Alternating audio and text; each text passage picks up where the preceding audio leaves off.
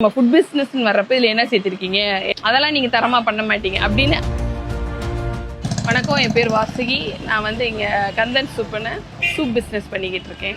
முன்னாடி காளான் பிஸ்னஸ் தான் ஆரம்பிச்சது. சேல்ஸ் பண்ணிக்கிட்டு இருக்கிறப்ப இந்த காளானை எப்படி பண்ணுறது, இது என்ன இப்படி இருக்குது, சிப்பி காளான் பற்றி அந்த அளவுக்கு தெரியலை. இதை சாப்பிடலாமா, ஏன்னா எல்லாருமே வந்து பட்டன் காளான் சாப்பிட்டு தான் பழக்கம் நம்ம கடையில். அப்போ தான் எனக்கு ஒரு யோசனை, ஏன் நம்மளே செஞ்சு விற்கக்கூடாது.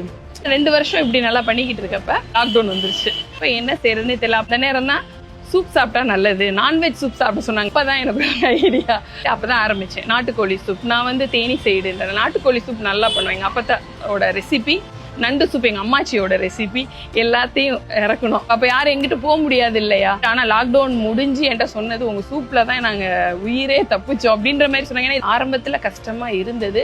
ஆனா வந்து என்னோட வீட்டுக்காரோட உதவி இருந்தனால எனக்கு வந்து கொஞ்சம் ஈஸியா மூவ் பண்ண முடிஞ்சது. நம்ம ஃபுட் பிஸ்னஸ்ன்னு வர்றப்ப இதில் என்ன சேர்த்துருக்கீங்க, என்ன செய்றீங்க, நீங்கள் உண்மையாக தான் சொல்கிறீங்களா, அதாவது நம்மளோடத சோதிக்கிற மாதிரி, அதெல்லாம் நீங்கள் தரமாக பண்ண மாட்டீங்க அப்படின்னு ஆரம்பத்தில் வேணா சொல்லுவாங்க. ஆனால் என்னோடதை சாப்பிட்டு பார்த்த பிறகு அந்த பேச்சு வராது.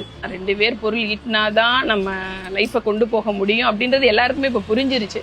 அப்படின்றப்ப நம்ம தயங்கணும் அப்படின்னா நம்ம முன்னேறி போக முடியாது. வெற்றியோட ரகசியம் அப்படின்னா நான் முழுக்க காரணம் என் வீட்டுக்காரர் தான் சொல்லுவேன். இந்த நிகழ்ச்சியில் நான் கலந்துக்கிறது 100 பேர் இருக்காங்க அப்படின்னு நினைக்கிறப்ப எனக்கு ரொம்ப பெருமையாக இருக்குது. ரொம்ப நன்றி.